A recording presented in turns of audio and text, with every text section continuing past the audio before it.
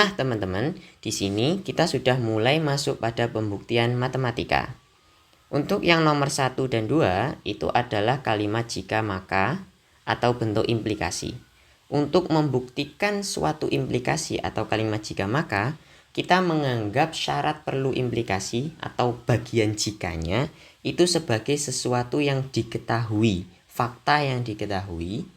Dan dari fakta itu tadi, kita akan membuktikan bahwa syarat perlunya, yaitu dari bagian maka, itu juga terbukti. Nah, untuk yang nomor 3 dan 4 itu merupakan pembuktian eksistensial, yaitu kita cukup menunjukkan ada suatu anggota atau suatu makhluk dari suatu himpunan tertentu dari semesta pembicaraan yang sedang kita bicarakan yang memiliki syarat atau kriteria ada pada soal. Nanti kita akan tunjukkan lebih lanjut. Baik, langsung saja untuk yang nomor 1. Kita menganggap A kurang dari B itu sebagai fakta yang diketahui, yaitu diketahui A kurang dari B. Kemudian kita akan menggunakan manipulasi aljabar untuk menurunkan bentuk A/1 plus A kurang dari B1/1 plus B. Ingat teman-teman bahwa kita berangkat dari apa yang diketahui, bukan apa yang telah diketahui, apa yang akan dibuktikan. Jadi kita berangkat dari A kurang dari B. Teman-teman mungkin bisa untuk sketsa pada kertas coret-coretan menuliskan secara terbalik, yaitu A/1 plus A kurang dari B/1 plus B. Ini akan ekuivalen karena AB-nya itu positif, maka 1 plus A dan 1 plus B itu juga positif. Sehingga jika kita kalikan silang itu tidak akan merubah tanda pertidaksamaan. Jadi kita peroleh A kali 1 plus B kurang dari B kali 1 plus A. Nah, ini akan ekuivalen dengan A ditambah AB kurang dari B ditambah AB. Nah, ingat teman-teman bahwa A dan B-nya itu bilangan real yang positif. Jadi tidak mungkin 0. Karena tidak mungkin 0, perkalian AB itu juga tidak 0. Jadi apabila kita membagi kedua ruas dengan AB, kita akan peroleh, bukan dibagi, dikurangi dengan AB, kita akan peroleh A kurang dari B. Nah teman-teman, untuk membuktikan yang semacam ini, teman-teman bisa melakukannya secara terbalik pada kertas tugas ataupun kertas ujian teman-teman. Jadi yang kita tuliskan di sini tadi yang berwarna biru ini hanyalah sketsa pada kertas coret-coretan. Jadi diperhatikan bahwa A kurang dari B itu ekuivalen dengan A plus AB kurang dari B plus AB. Yang nantinya akan ekuivalen dengan, cukup kita balik saja langkah yang itu, 1 plus B kurang dari B kali 1 plus A. Yang terakhir ini akan ekuivalen dengan A per 1 plus A kurang dari B per 1 plus B. Atau dari sini biar tidak kelihatan loncat, teman-teman bisa tuliskan sebagai, kita bagi dulu kedua ruas dengan 1 plus B. Jadi diperoleh A kurang dari B kali 1 plus A dibagi 1 plus B. Kemudian dari sini kedua ruas dibagi 1 plus A, diperoleh A per 1 plus A kurang dari B per 1 plus B. Oke.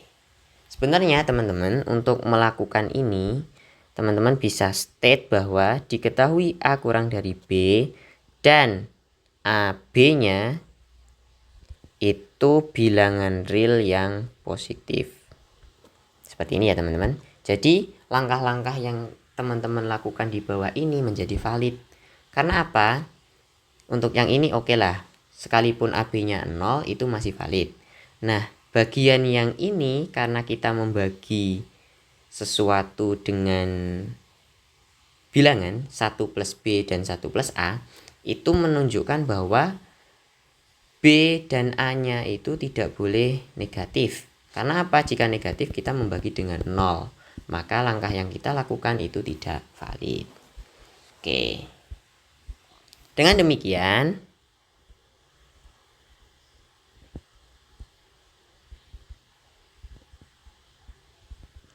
terbukti bahwa jika untuk setiap A, B anggota himpunan semua bilangan real yang positif, jika A kurang dari B, maka A per 1 plus A kurang dari B per 1 plus B. Nah, itu untuk nomor yang pertama. Lanjut ke nomor yang kedua. Seperti tadi, kita akan menganggap apa yang telah diketahui itu, apa yang menjadi syarat cukup itu adalah apa yang diketahui. Jadi, jika A, B anggota Z dan A membagi habis B serta B membagi habis A, oh ya ini tanda membagi habis ya teman-teman, maka diperoleh mutlak dari A itu harus sama dengan mutlak dari B. Nah, caranya kita seperti biasa menganggap syarat cukupnya sebagai yang diketahui, yaitu diketahui A, B anggota bilangan bulat dan A membagi habis B serta B membagi habis A. Oh ya, tadi mungkin untuk melengkapi yang pertama itu bisa teman-teman tuliskan juga apa yang akan dibuktikan. Nah, misalnya ini di kalimat di nomor yang kedua akan dibuktikan bahwa mutlak A sama dengan mutlak B. Baik. Dari yang diketahui itu bisa kita dapatkan sesuatu. Yaitu apa teman-teman? Coba. Dari A membagi habis B dan B membagi habis A diperoleh, ingat definisi membagi habis, yaitu dari yang A membagi habis B kita peroleh terdapat K bilangan bulat sehingga B itu dapat dinyatakan sebagai KA. K kali A. Untuk yang B membagi habis A diperoleh terdapat bilangan bulat L sehingga A dapat dinyatakan sebagai LA. Oke. Dengan substitusi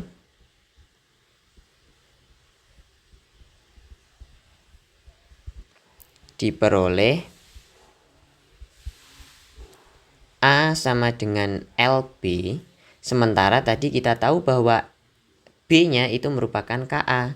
Jadi kita peroleh LKA.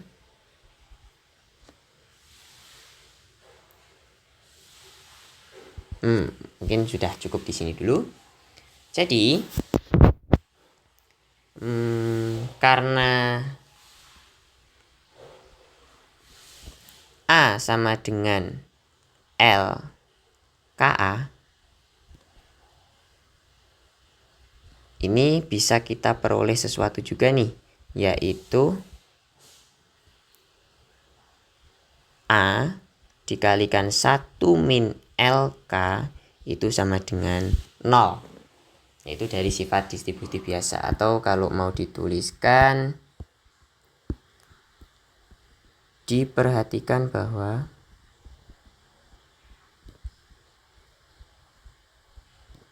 A sama dengan LKA. Ini ekuivalen dengan A dikurangi LKA sama dengan 0, ekuivalen dengan A dikalikan 1 min LK sama dengan 0. Oke.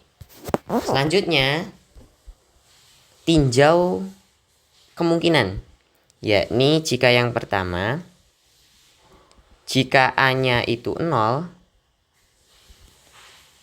maka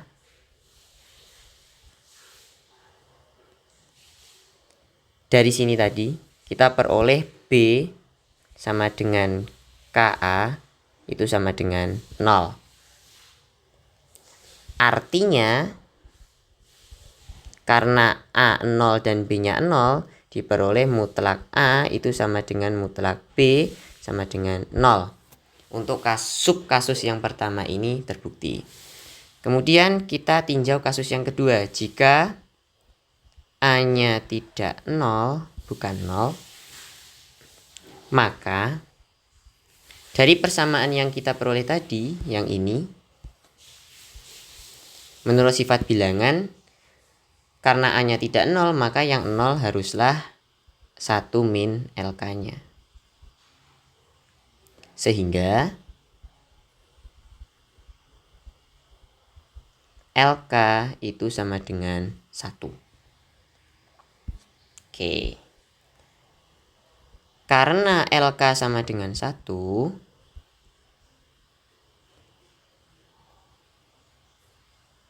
dan LK tadi itu anggota bilangan bulat, maka pastilah L dan K itu anggota dari min 1 dan 1. Kenapa teman-teman? Karena L dan K-nya itu anggota bilangan bulat, dan itu tidak mungkin pecahan kan berarti.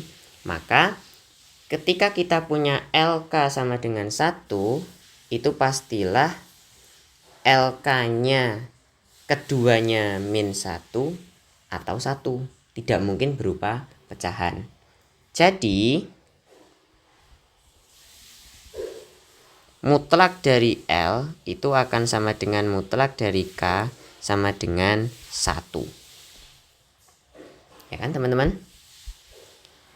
Dari B sama dengan KA diperoleh mutlak B itu sama dengan mutlak K, KA sama dengan mutlak K dikalikan mutlak A. Karena tadi kita udah tahu mutlak K-nya itu sama dengan 1, berarti mutlak B sama dengan mutlak A. Oke, dengan demikian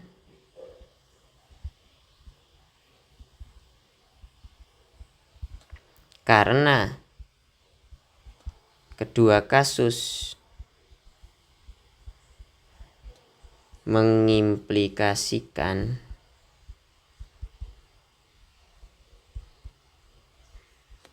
mutlak A sama dengan mutlak B, pastilah atau terbukti bahwa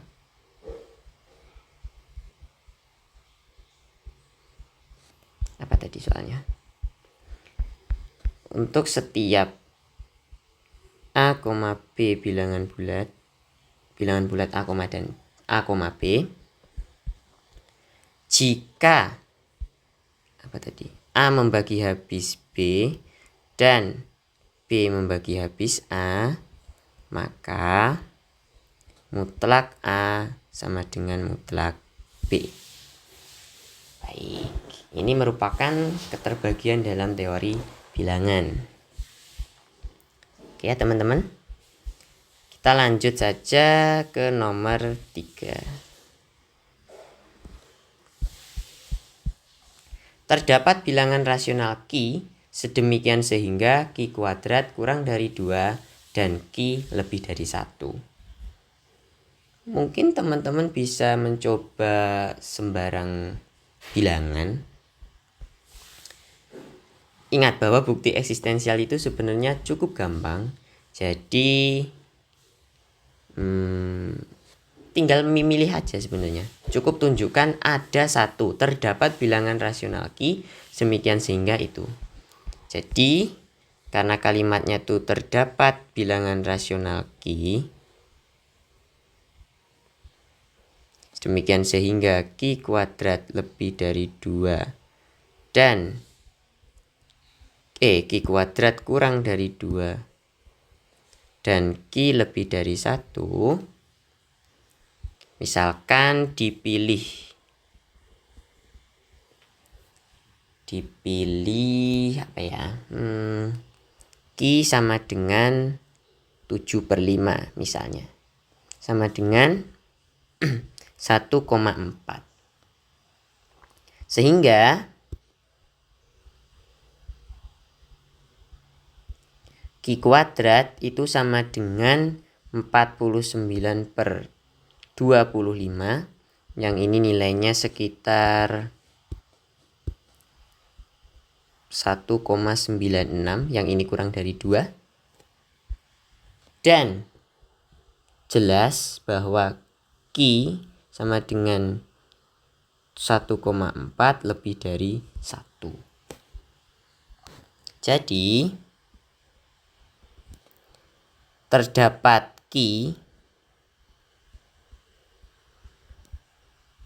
sama dengan 7/5 sehingga Q kuadrat kurang dari 2 dan Q lebih dari 1. Dengan demikian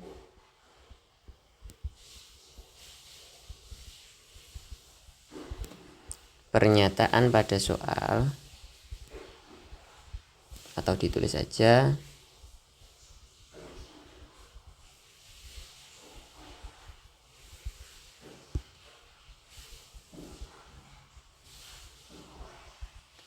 terbukti benar.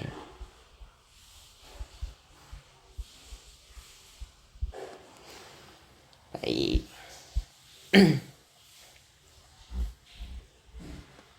Untuk yang nomor 4 teman-teman, saya baru sadar juga bahwa ternyata ini bukan bukti eksistensial, melainkan bukti keberadaan suatu bilangan yang itu bilangannya sembarang untuk n faktorial plus 1. Maka mungkin ini nanti bisa teman-teman jadikan latihan dengan menggunakan metode apa ya? Mungkin kontradiksi atau reduktio ad absurdum. Jadi langsung saja kita lanjut ke metode pembuktian selanjutnya, yaitu metode bukti secara langsung. Yang pertama, hasil kali dua bilangan bulat berurutan adalah genap. Yakni bisa kita tulis dulu. Hasil kali dua bilangan bulat berurutan adalah genap. Kita akan menunjukkan untuk setiap bilangan bulat Z n, maka diperoleh n kali n plus 1 itu genap. Jika seperti ini, kita cukup meninjau saja kemungkinan-kemungkinan yang mungkin ya terbatas atau sedikit. Untuk yang pertama, tinjau kemungkinan sebagai berikut.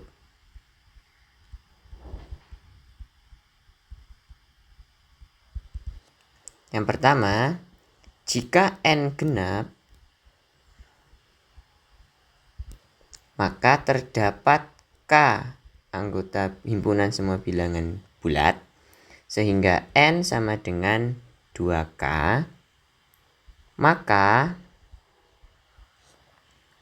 n kali n plus 1 itu akan sama dengan 2K dikalikan 2K plus 1. Yang ini akan sama dengan juga 2 kali K kali K plus 1. Kali 2K plus 1. Karena atau kita eksplisitkan ini menjadi 2L. Dengan L-nya itu K kali ini. Bisa ditulis boleh, nggak apa-apa. Dengan L sama dengan K kali 2K plus 1. Ini juga anggota bilangan bulat. Karena operasi pada bilangan bulat itu tertutup di bilangan bulat. Sehingga dia merupakan fungsi. Artinya,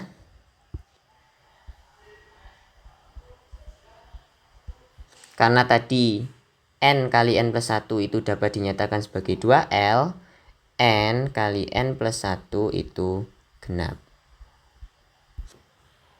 Oke, selanjutnya kita tinjau kasus kedua, yaitu jika N-nya ganjil. Maka untuk suatu misalkan P yang bilangan bulat itu diperoleh N sama dengan 2P plus 1 atau min 1 juga boleh. Maka N plus 1 itu bisa dinyatakan sebagai, atau langsung saja boleh, N kali N plus 1 itu bisa kita tulis menjadi 2P plus 1 dikalikan 2P plus 1, berarti 2P plus 2.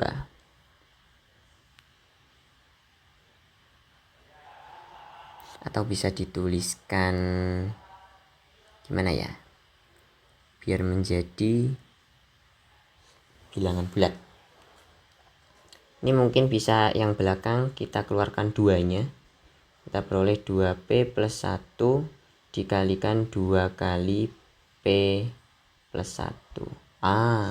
Sehingga diperoleh nanti 2 dikalikan 2P plus 1 dikali P plus 1. Ini kita simpulkan dengan 2 Q. Dengan Q-nya tadi itu adalah ini, yang juga merupakan bilangan bulat. Artinya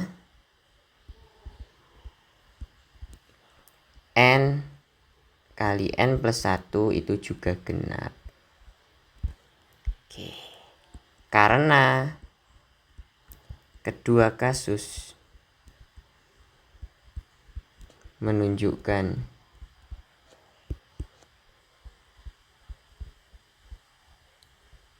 untuk setiap N yang merupakan bilangan bulat, N kali N plus 1 genap,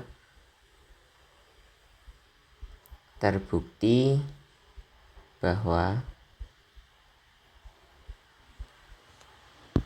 pernyataan pada soal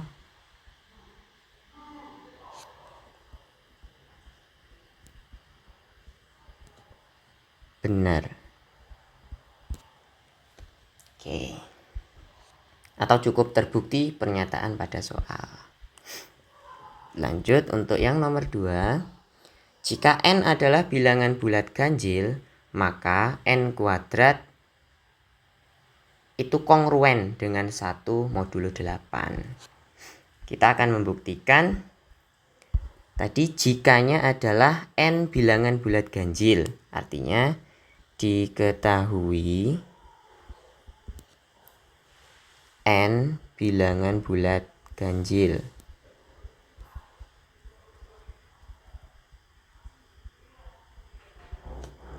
Artinya terdapat bilangan bulat K sedemikian hingga N sama dengan 2K plus 1 karena dia ganjil. Oke. Diperhatikan bahwa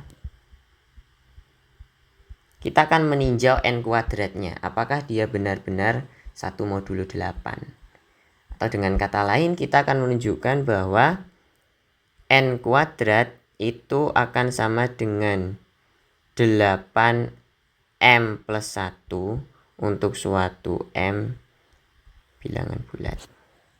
Oke. Perhatikan bahwa N kuadrat itu sama dengan 2K plus 1 kuadrat. Nah, yang ini akan sama dengan 4K kuadrat ditambah 4K ditambah 1. Yang ini kita peroleh 4K dikali K plus 1 plus 1. Nah, pada yang pertama tadi, sebenarnya kalau ini soal yang terpisah, teman-teman harus membuktikan dulu bahwa yang pertama ini berlaku. Karena kita tadi telah membuktikan, maka kita bisa langsung pakai yang ini, K dikalikan K plus 1 itu bisa kita tuliskan sebagai 4 dikalikan 2L plus 1. Dengan L-nya itu sama dengan K kali karena tadi itu 2L, berarti L-nya anggota bilangan bulat. Kita peroleh 8L plus 1. Nah, ini sudah sesuai dengan definisi yang tadi, yaitu N kuadrat sama dengan 8L plus 1 untuk suatu L bilangan bulat. Jadi, karena N kuadrat sama dengan 8L plus 1, diperoleh N kuadrat kongruen dengan 1 modulo 8. Ini dari definisi modulo ya teman-teman. Oke. Jadi terbukti kebenaran pernyataan pada soal. Atau kalau teman-teman ragu menulis seperti ini, tulis saja pernyataannya berbentuk apa. Oke. Cukup simpel teman-teman kalau bukti yang langsung tuh. Lanjut. Kita nomor 3. Kuadrat setiap bilangan bulat dapat ditulis dalam bentuk 3K atau 3K plus 1 untuk suatu K anggota bilangan bulat. Nomor 3. Untuk setiap bilangan bulat katakan N, tadi apa? Dapat ditulis dalam bentuk 3K atau 3K plus 1. Artinya apa teman-teman? Untuk mempermudah kita akan gunakan notasi modulo saja, yaitu N kuadrat akan bersisa 0 atau 1 jika dimodulokan 3. Oke, berarti untuk setiap N yang merupakan bilangan bulat, N kuadrat itu akan kongruen dengan 0 atau 1 dalam modulo 3. Baik. Berarti sebenarnya kita cukup meninjau 3 kemungkinan, yaitu apakah kalau N-nya itu 0 dalam modulo 3, kalau N-nya itu 1 dalam modulo 3, dan N-nya itu 2 dalam modulo 3. Tinjau kasus sebagai berikut. Sebenarnya peninjauan kasus itu akan efektif jika soalnya ini memiliki kemungkinan kasus yang cukup terbatas teman-teman. Jadi teman-teman itu perlu melatih intuisi kapan harus menggunakan pembuktian yang ini, pembuktian yang itu, terutama seperti peninjauan kasus ini. Sebagai berikut. Untuk yang pertama, jika N itu kongruen dengan 0 dalam modulo 3, maka ya N kuadrat itu akan kongruen dengan 0 juga dalam modulo 3. Oke. Jika N itu kongruen dengan 1 modulo 3, maka N kuadrat itu akan kongruen dengan 1 juga dalam modulo 3. Karena kalau dikuadratkan itu juga 1. Jika N kongruen dengan 2 dalam modulo 3, maka N kuadrat itu kongruen dengan 2 kuadrat yang kongruen dengan 4, kongruen dengan 1 dalam modulo 3. Oke. Jadi teman-teman, yang ini merupakan bentuk 3K, sementara yang ini merupakan bentuk 3K plus 1 dalam definisi modulo. Jadi, terbukti bahwa setiap kuadrat dapat dituliskan sebagai 3K atau 3K plus 1. Oke, kita masuk ke soal yang keempat, yaitu selisih kuadrat 2 bilangan ganjil selalu habis dibagi 8. Oke, artinya kita akan membuktikan jika misalkan saja, gini aja deh, diambil sebarang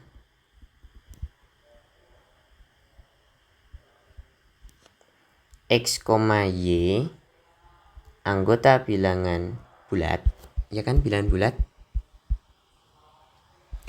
Bilangan bulat juga boleh deh. Dengan X sama dengan 2A plus 1 dan Y sama dengan 2B plus 1 untuk suatu A dan B bilangan bulat, akan dibuktikan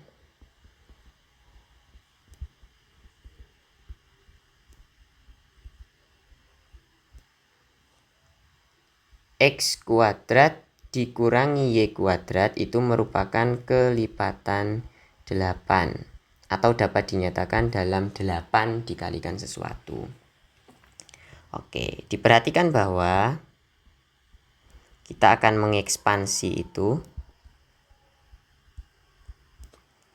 X kuadrat min Y kuadrat itu akan sama dengan 2A plus 1 kuadrat ditambah 2B plus 1 kuadrat. Ini akan sama dengan, dikurangi, sorry.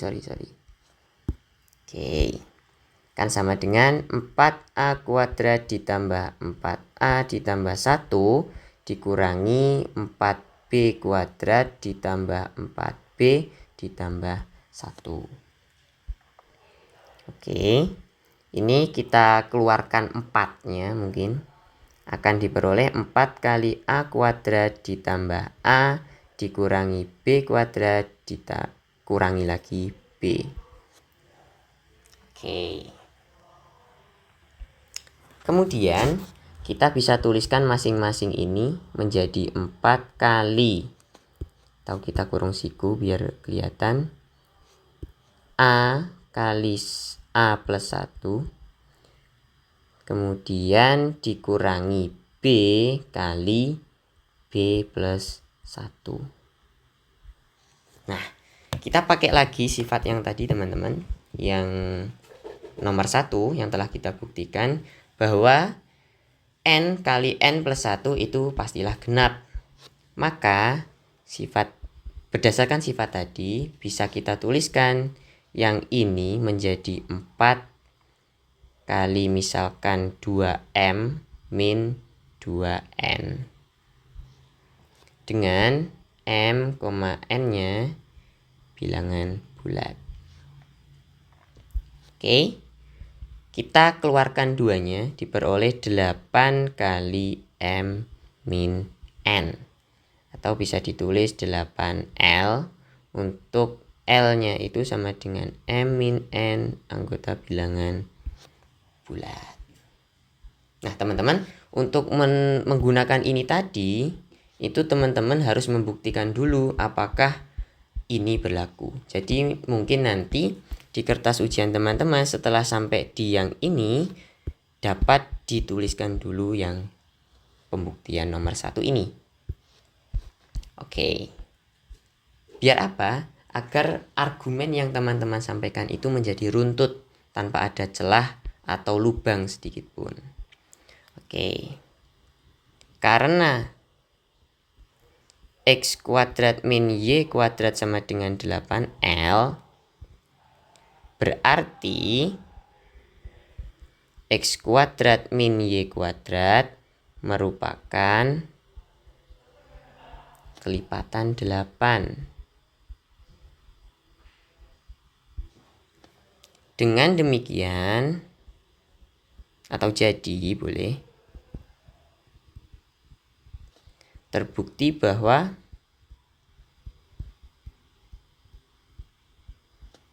jika X dan Y tadi ganjil, tentu saja untuk sebarang bilangan ya, X kuadrat min Y kuadrat kelipatan 8. Dah, terbukti.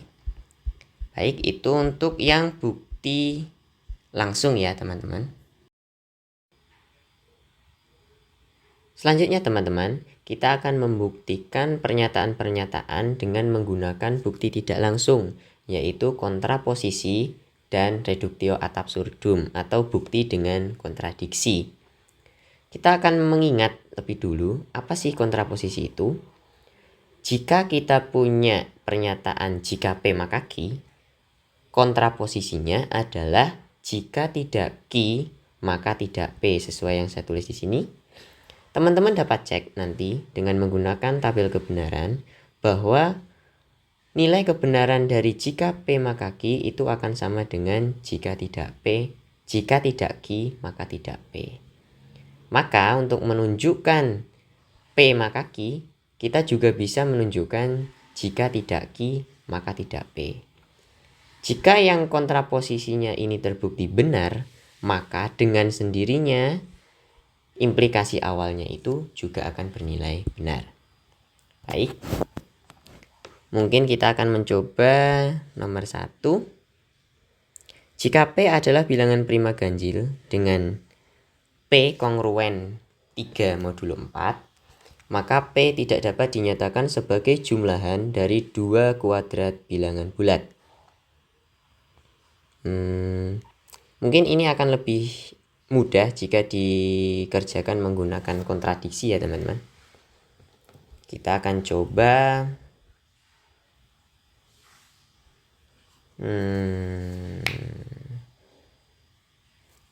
diasumsikan kebalikannya. Jadi terdapat misalkan X, Y, atau gini deh, diasumsikan terdapat X dan Y bilangan bulat, sehingga P itu dapat dinyatakan sebagai X kuadrat plus Y kuadrat. Ya, ini kita akan menggunakan kontradiksi tapi dalam kontraposisi. Jadi kita mengambil kontraposisinya untuk menurunkan suatu kontradiksi. Oke. Nah, kita pakai kontraposisi yaitu jika tidak Q. Karena tadi ini adalah P dan ini adalah Q, maka kita mengasumsikan atau menjadikan itu sebagai fakta yang diketahui, yakni kebalikan dari yang P ini. P dapat dinyatakan sebagai jumlahan dari 2 kuadrat bilangan bulat. Artinya terdapat X, Y yang merupakan bilangan bulat, sehingga P dapat dinyatakan sebagai X kuadrat ditambah Y kuadrat. Baik. Selanjutnya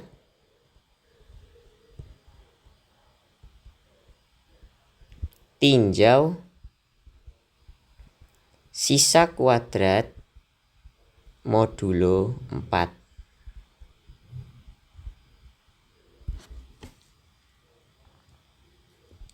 Misalkan untuk setiap bilangan bulat T itu pasti berlaku T kuadrat kongruen dengan 0 atau 1 modulo 4. Kenapa teman-teman? Karena dalam setiap bilangan bulat T itu sisanya pasti kalau dikuadratkan itu 0 atau 1. Yang kita pakai juga tadi pada pembuktian ini. Pembuktian bukti secara langsung yang nomor 3. Itu juga berlaku dalam modulo 4. Oke. Jadi masing-masing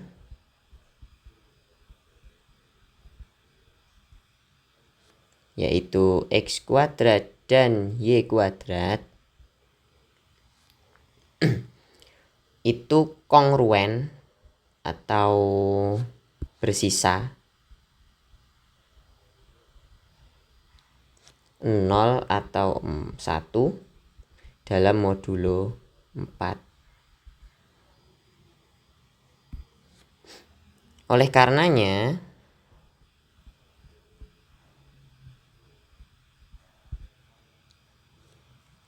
X kuadrat ditambah Y kuadrat itu dapat berbentuk atau dapat bersisa 0, 1, atau 2 dalam modulo 4.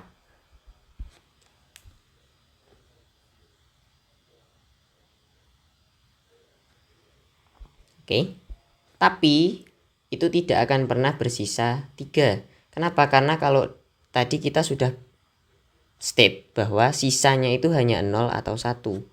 Jadi bisa saja 0 ditambah 0, 0 ditambah 1, atau 1 ditambah 0, 0 ditambah 2, dan seterusnya. Jadi mentok-mentok itu hanya 0 ditambah 1, 1 tambah 1, 0 tambah 0. Nah, jadi mungkin 0, 1, atau 2. Tapi tidak mungkin bersisa 3. Tidak mungkin bersisa 3. Ini dalam mod 4 ya. Gini.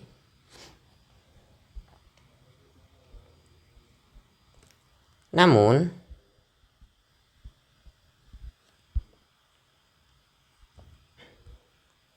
dari soal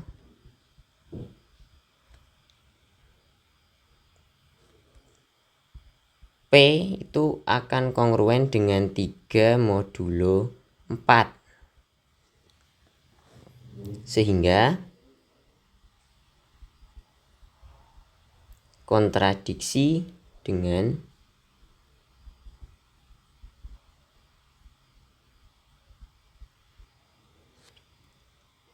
hasil yang kita peroleh, hasil di atas. Jadi jangan jadi lagi deh. Dengan demikian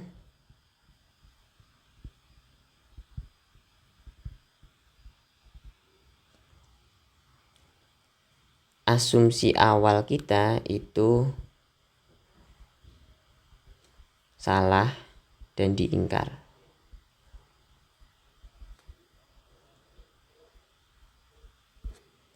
Yang benar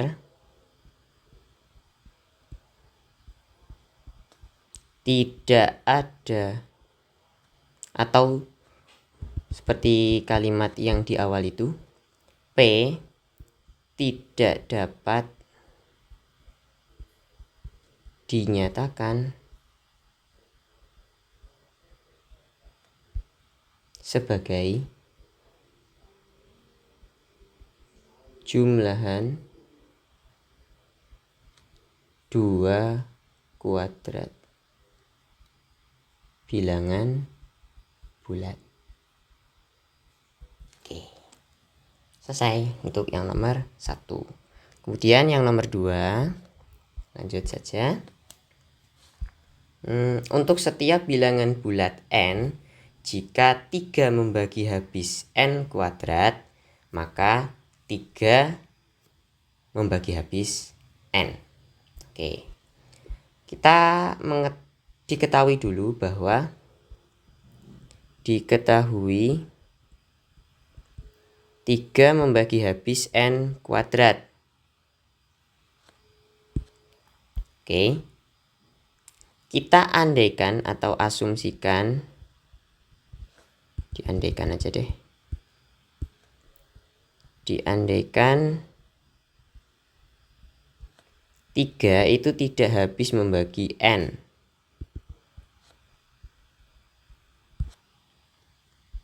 Oke. Karena 3 tidak habis membagi n, sisa n modulo 3 adalah 1 atau 2. Oke. Perhatikan bahwa, jangan perhatikan, diperhatikan.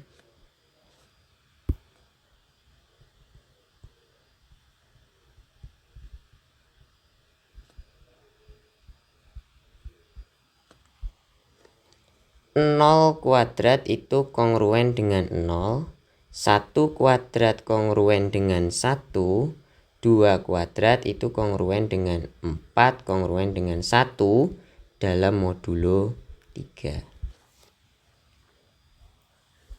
Jadi, jika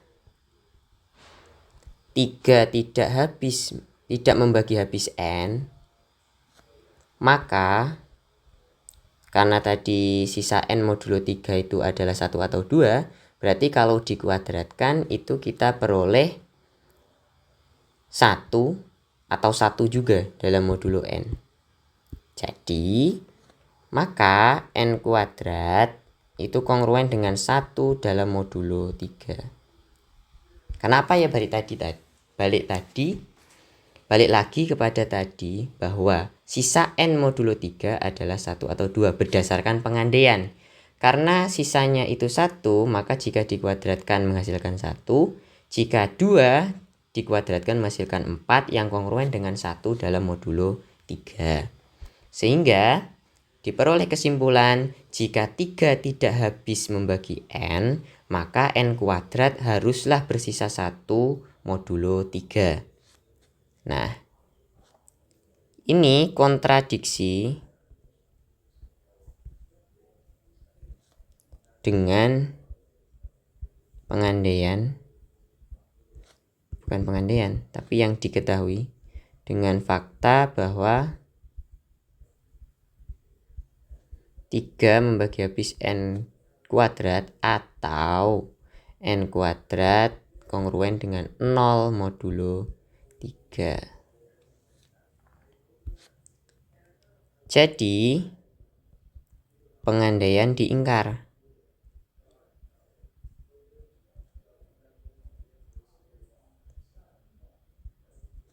Yang benar 3 membagi habis n. Oke, cukup simpel ya teman-teman. Baik. Untuk yang nomor 3, kita akan membuktikan tidak ada bilangan bulat positif x dan y yang memenuhi x kuadrat dikurangi 3y kuadrat sama dengan 0. Sebenarnya kalau teman-teman lihat, ini tuh bisa kita tulis sebagai x kuadrat sama dengan 3y kuadrat Atau karena dua-duanya positif dan tidak 0, kita peroleh X kuadrat per Y kuadrat itu sama dengan 3. Kalau kita mengambil akar kedua ruas, kita peroleh X per Y sama dengan akar 3. Nah, bukti yang ini sebenarnya bisa teman-teman buktikan dengan menggunakan reduktio ad absurdum, sebagaimana membuktikan akar 3 itu irasional. Cuma mungkin aku pengen mencoba bukti yang lain, yaitu gini.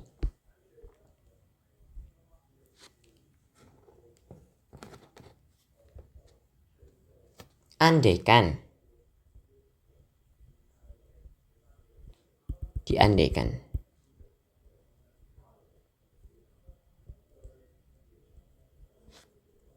terdapat bilangan bulat positif X dan Y begini.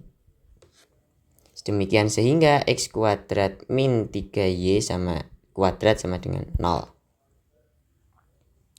Atau ya bisa ditulis begitu. X kuadrat sama dengan 3Y kuadrat. Maka 3 itu haruslah membagi habis X kuadrat dari yang ini. Karena X dapat dinyatakan sebagai kelipatan 3 dikalikan sesuatu. Baik. Karena 3 membagi habis X kuadrat, haruslah 3 membagi habis X. Ini sudah kita buktikan pada yang nomor 2.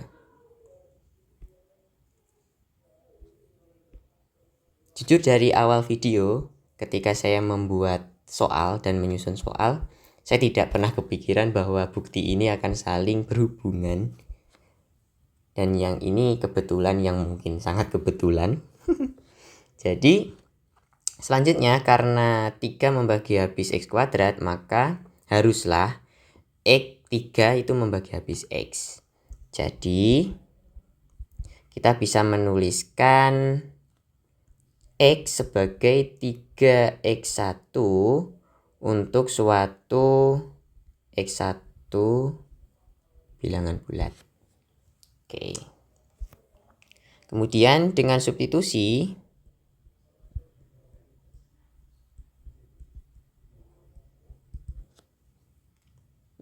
diperoleh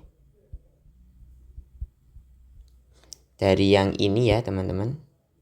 Dari yang ini kita peroleh 3X1 kuadrat sama dengan 3Y kuadrat.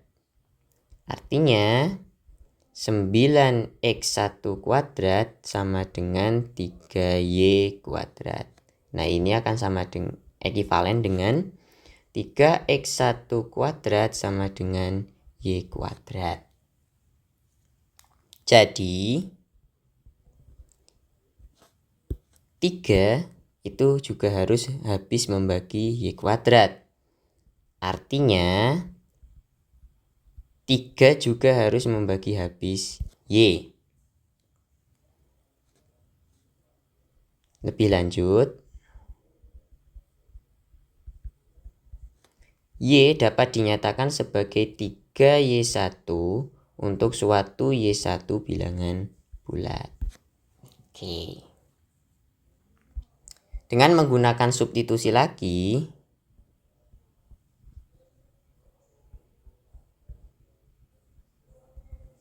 diperoleh dari yang ini ya teman-teman. Kita peroleh 3X1 kuadrat sama dengan 3Y1 dikuadratkan. Oh, bukan yang itu.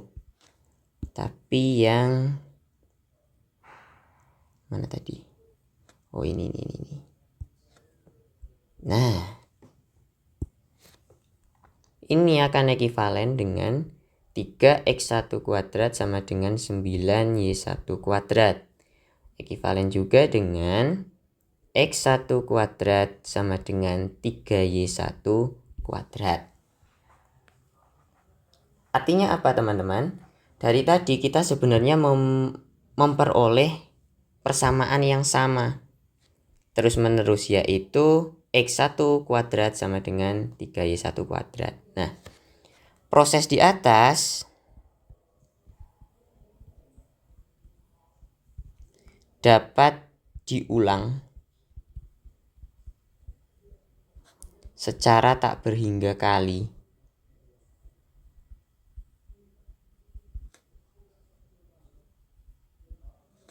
Sehingga diperoleh barisan bilangan bulat yang positif X lebih dari X1 lebih dari X2 dan seterusnya, yang setiap sukunya habis dibagi 3.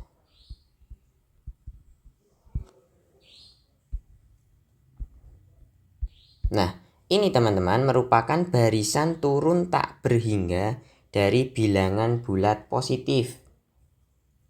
Yang ini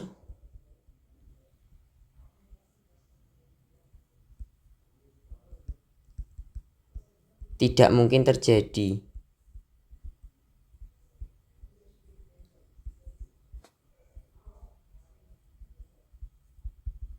Karena barisan bilangan bulat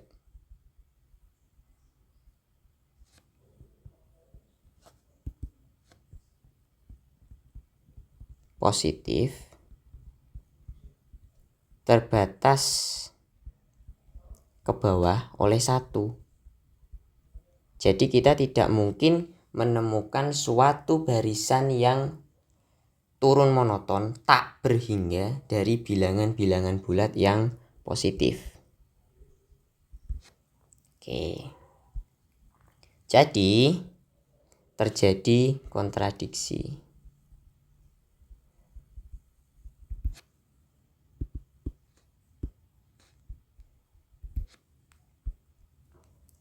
Dengan demikian disimpulkan tidak ada bilangan bulat positif, demikian sehingga X kuadrat min 3Y kuadrat sama dengan 0. Kita menuju ke pembuktian terakhir nih teman-teman, yaitu pembuktian dengan induksi matematika. Meski ini yang terakhir, fun fact, nanti di matkul-matkul semester atas pembuktian ini juga banyak digunakan ya teman-teman. Contohnya dalam kalkulus lanjut itu dapat digunakan untuk membuktikan kekonvergenan menggunakan teorema kekonvergenan monoton. Baik, langsung saja buat yang nomor 1. Oh ya, induksi matematika itu dilakukan dengan cara atau langkah begini ya teman-teman. Yang pertama, kita punya namanya basis induksi. Basis ini biasanya kita membuktikan titik awal dari himpunan atau semesta pembicaraan yang akan kita buktikan. Misalkan ini N lebih dari sama dengan 1. Berarti kita akan buktikan terlebih dahulu bahwa untuk N sama dengan 1 itu berlaku ini. Jadi kalau misalnya nanti kita punya N lebih dari 10, berarti basis induksinya juga N sama dengan 10. Jadi tidak harus dari 1 ya teman-teman, tergantung step pada soalnya itu dari berapa. Untuk N sama dengan 1 diperoleh, kita bagi kasus saja biar terlihat. Untuk LHS-nya atau left hand side, kita peroleh sebelah kiri 1/1 kali 3, yaitu 1/3. Kemudian untuk right hand side-nya kita peroleh 4 kali 2 kali 3. Yang atas 1 kali 3 plus 5. Ini bisa kita tulis sebagai 8 per 8 kali 3, yaitu 1 per 3. Ternyata sama. Jadi basis induksinya terpenuhi. Jadi basis induksinya terpenuhi atau terbukti benar. Kemudian yang selanjutnya kita akan melakukan step yang namanya langkah induksi.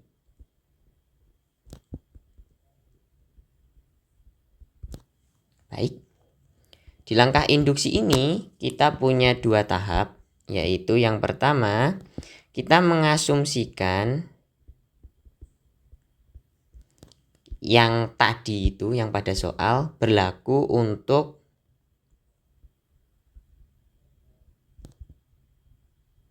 misalkan karena itu udah dipakai N sama K, kita peroleh misalkan N sama dengan M, yakni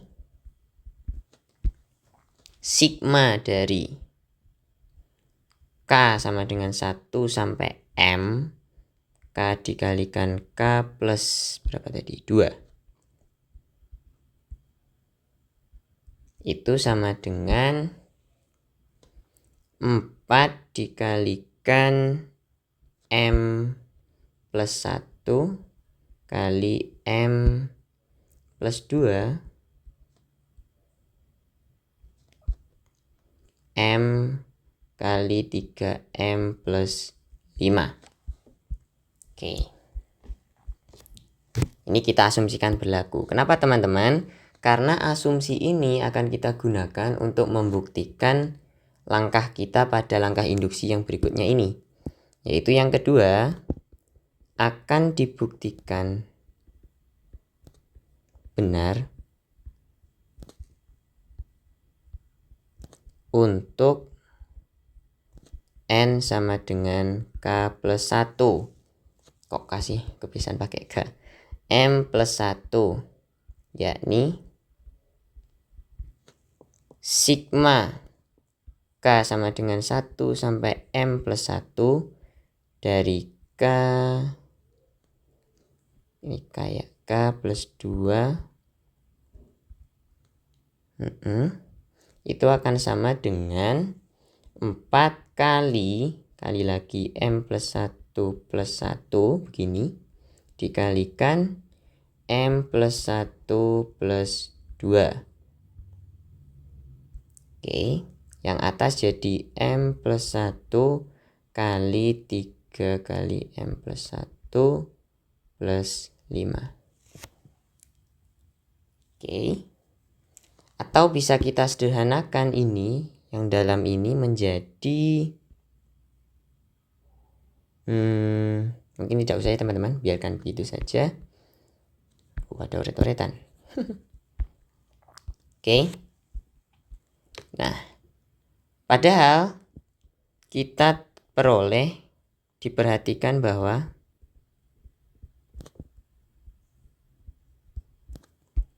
sigma K sama dengan 1 sampai M itu akan sama dengan sigma K begini. Oh, ini M plus 1 ya. Dari ini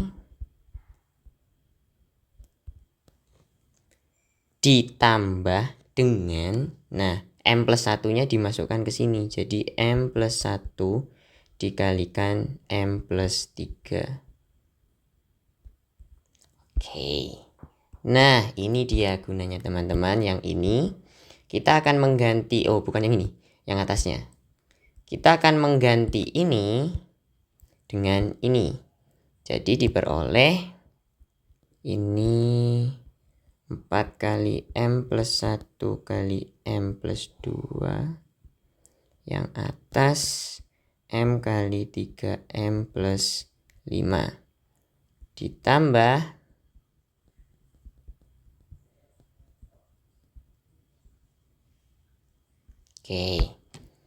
Dengan menyamakan penyebut, nanti kita peroleh yang ini dikali M plus 3.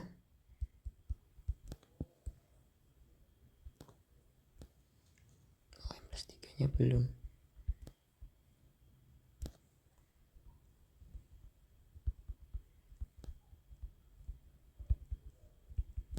Yang belakang kita kali 4M plus 2.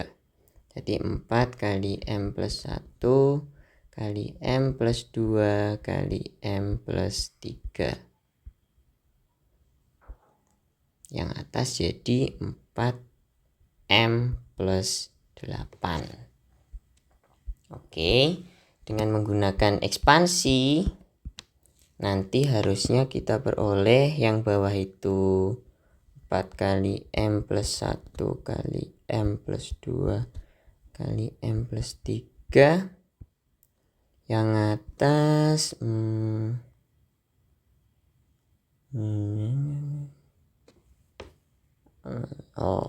3M kuadrat ditambah 14. Kok kuadrat sih? M-nya aja ada 3. M kuadrat ditambah 19M, ini pangkat 3 ya, ditambah 8. Oke. Dengan faktorisasi biasa, yang atas ini nanti akan menjadi, ntar yang bawah dulu aja.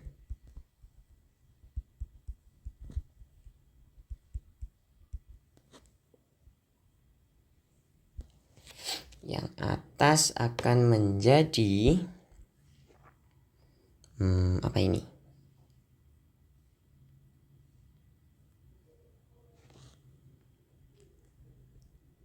M plus 1 kali M plus 2 dikalikan 3M plus 8. Ya, yang ini bisa kita coret. Oh, ini M plus 1 ya.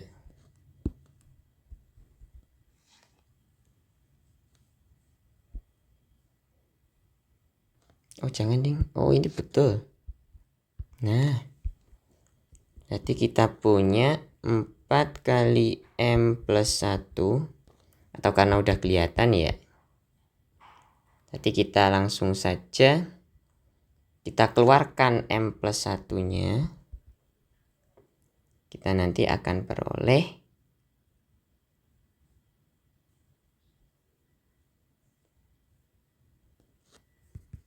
bentar. X plus 1.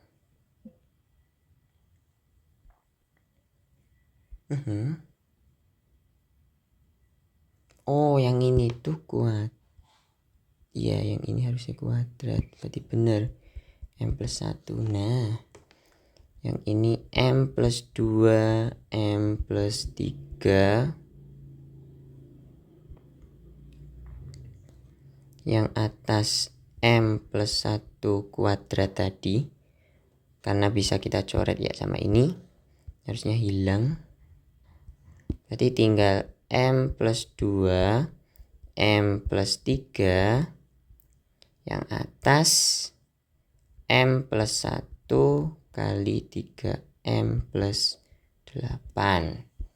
Nah, ini ternyata akan sama dengan 4 kali M plus 1 plus 1 dikali M plus 1 plus 2. Yang atas akan menjadi M plus 1 dikalikan, itu kalau dikeluarkan 3-nya kita beroleh 3 kali M plus 1 plus 5. Ini adalah bentuk ini. Jadi karena basis dan langkah induksi terpenuhi,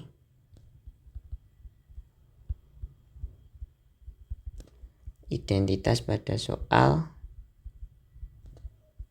atau teman-teman bisa tulis lengkap ya, pada soal terbukti benar. Oke.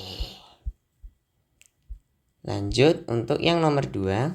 Untuk setiap bilangan bulat n lebih dari sama dengan 1 dan setiap bilangan bulat k lebih dari sama dengan 1, berlaku k faktorial membagi habis n kali n plus 1 kali n plus 2 dan seterusnya hingga n ditambah k min 1. Oke, kita lanjut nomor 2. Kita seperti biasa akan menggunakan induksi. Jadi kita mulai dari basis induksi. Oh ya teman-teman, kalau misal mau nulis yang agak lengkap, itu bisa dituliskan begini. Akan dibuktikan dengan induksi matematika.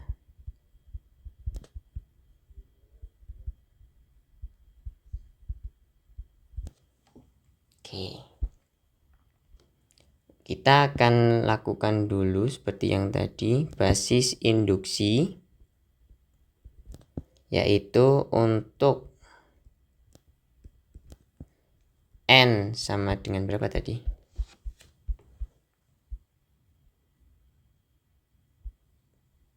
Oh, ini kita akan menginduksikannya aja ya berarti. Berarti K sama dengan 1 diperoleh 1 faktorial sama dengan 1 itu membagi habis n. Dan ini sudah pasti benar. Jelas benar. Karena 1 membagi habis bilangan apapun. Kemudian untuk langkah induksi, yang pertama masih sama seperti tadi. Kita akan mengasumsikan untuk, karena K dan N udah dipakai, kita pakai M. Berlaku yakni M membagi habis N kali N plus 1 kali N plus 2 dan seterusnya hingga N plus M min 1. Oke. Yang kedua, akan dibuktikan benar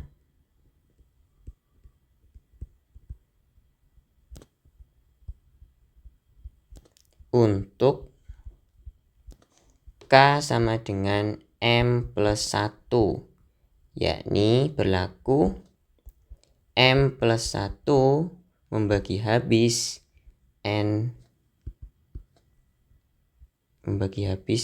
kali N plus 1 kali N plus 2 dan seterusnya hingga N plus M min 1. Plus M, sorry. Nah, karena ditambah 1. Oke. Dari asumsi yang ini, kita bisa menyimpulkan terdapat bilangan bulat, misalkan apa ya, A, sehingga berlaku N dikalikan N plus 1 dan seterusnya hingga N plus M min 1 itu sama dengan M faktorial dikalikan Q. Kok Q sih? A. Oke. Maka yang ini kita akan melakukan pembuktian untuk yang ini. Maka diperhatikan bahwa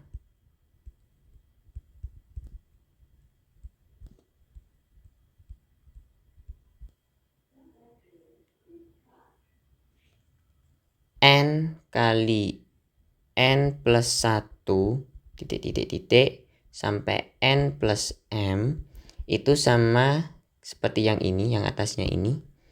M faktorial dikalikan A dikalikan lagi N plus M.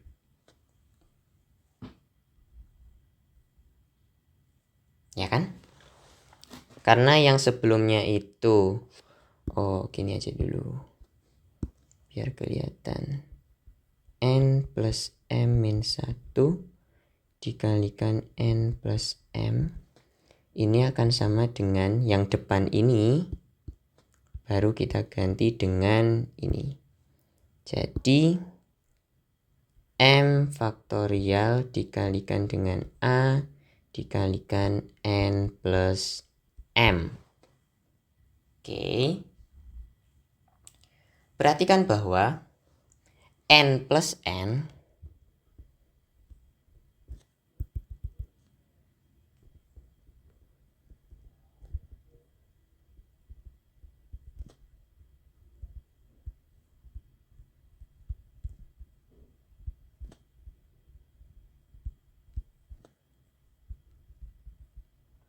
plus M itu pastilah kelipatan N plus 1. Mengapa?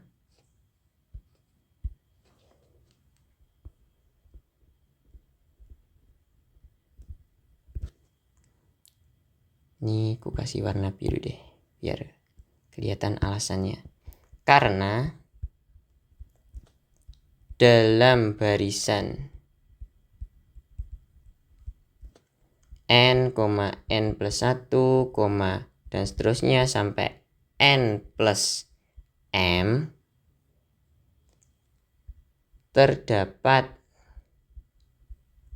tepat satu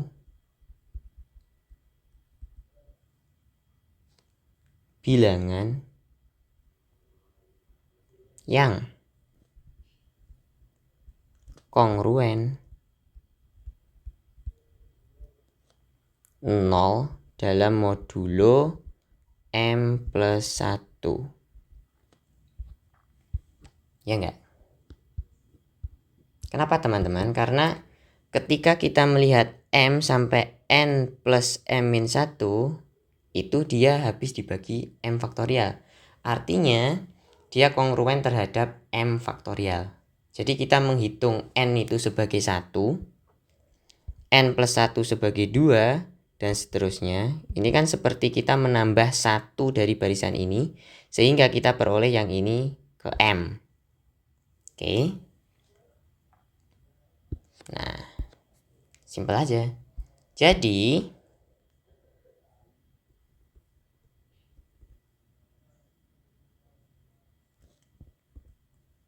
karena M faktorial tadi dikalikan A, kelipatan M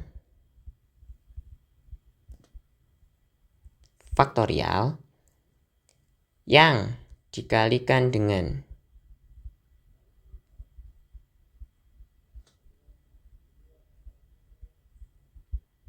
N plus M yang merupakan kelipatan N plus 1 faktorial. Bukan, M plus 1. Maka disimpulkan si M plus 1 faktorial tadi itu membagi habis M faktorial dikalikan N plus M. Nah, N faktorial dikalikan N plus M ini apa? Ya yang ini tadi, yang kita punya.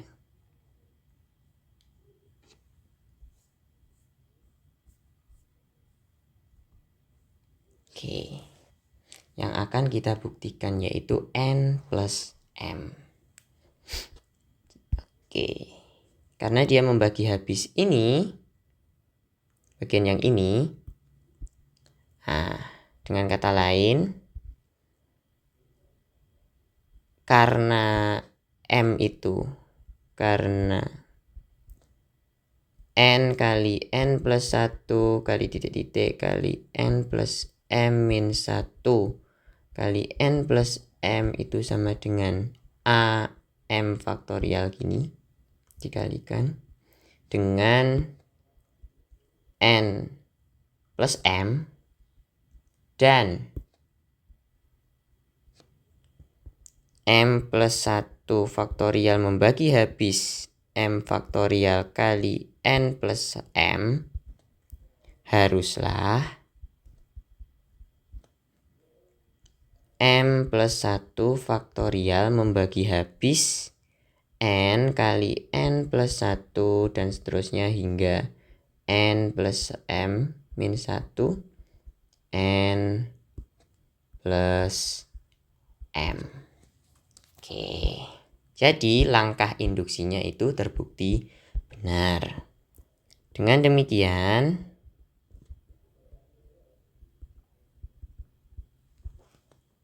karena basis dan langkah induksi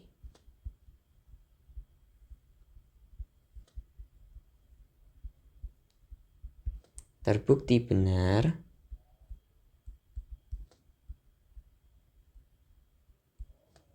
maka pernyataan pada soal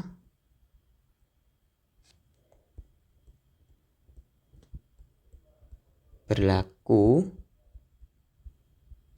untuk setiap K lebih dari sama dengan 1. Oke, kita masuk ke nomor yang terakhir, yaitu yang nomor pertama tadi kita membuktikan identitas, yang nomor kedua kita membuktikan keterbagian, dan yang nomor ketiga ini kita akan membuktikan ketaksamaan. Oke, untuk setiap bilangan bulat n yang lebih dari sama dengan 1, berlaku Fn kurang dari 2 pangkat n, dengan Fn merupakan suku dari barisan Fibonacci. Untuk yang nomor 3, seperti biasa akan dibuktikan dengan induksi matematika. Kita berangkat dari basis induksi. Karena barisan Fibonacci itu rekursif atau didefinisikan dengan jumlahan 2 suku sebelumnya, maka kita harus memulai barisan Fibonacci ini dengan basis 1 dan 2.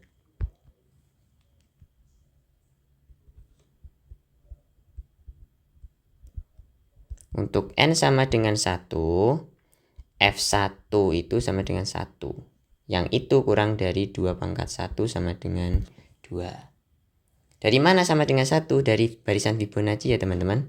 Jadi kalau enggak di state dulu aja enggak apa-apa. Barisan Fibonacci.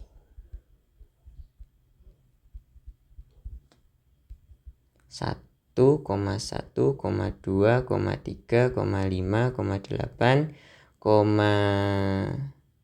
berapa nih? 13 dan seterusnya. Oke. Terus untuk N sama dengan 2, F2-nya itu sama dengan 1 juga, yang kurang dari 2 pangkat 1 sama dengan 2. Sama 2 pangkat 2 ya. 4. Oke, masih benar juga. Jadi basis induksi terpenuhi.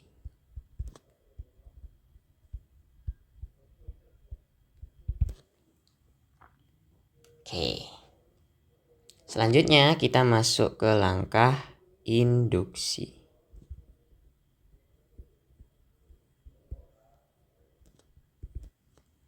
Nah, seperti biasa, kita mengasumsikan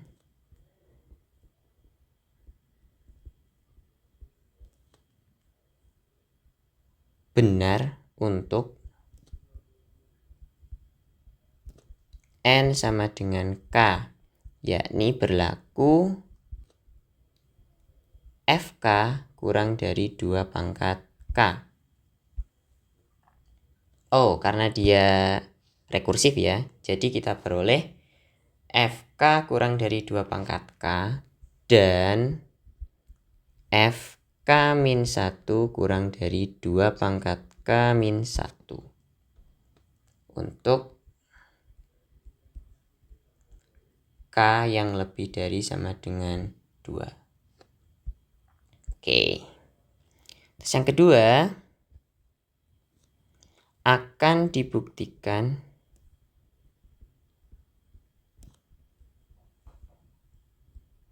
benar untuk N sama dengan K plus 1. Oke. Dengan definisi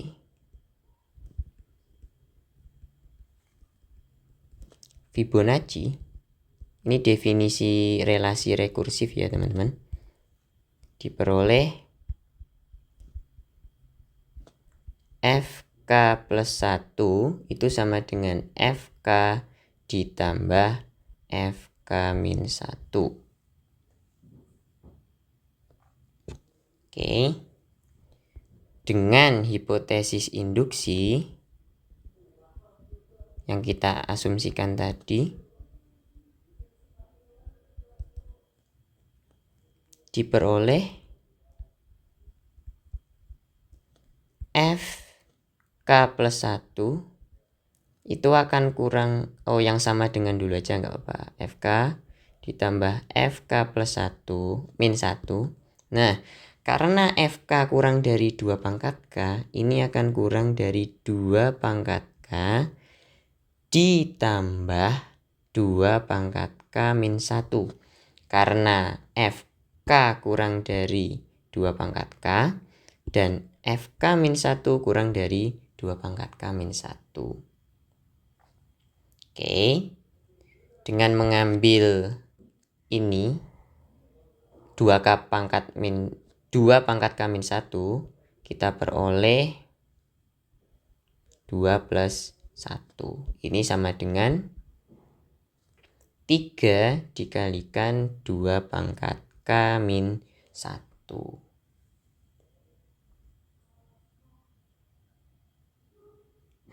Oke. Nah, sementara di sisi lain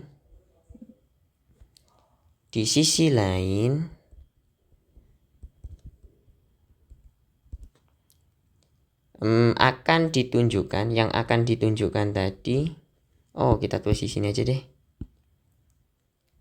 yakni FK plus 1 itu kurang dari 2 pangkat K plus 1. Oke. Nah, sementara yang ini 2 pangkat K plus 1 ini akan sama dengan 2 dikalikan, atau kalau kita mau nyatakan seperti ini, dalam yang ini tuh 4 dikalikan 2 pangkat K plus min 1. Jelas bahwa yang ini itu akan kurang dari 4 kali 2 pangkat K min 1. Sehingga kita peroleh kesimpulan bahwa FK plus 1 itu kurang dari 4 kali 2K min 1 yang sama dengan 2 pangkat K plus 1. Nah, artinya apa teman-teman? Dengan demikian,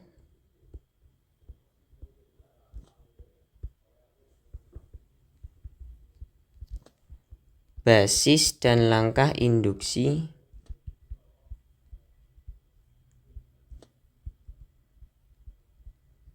terpenuhi. Sehingga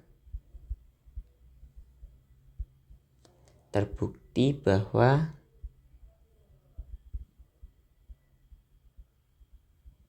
untuk setiap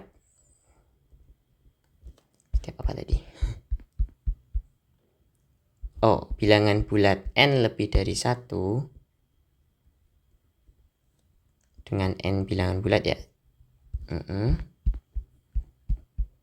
Berlaku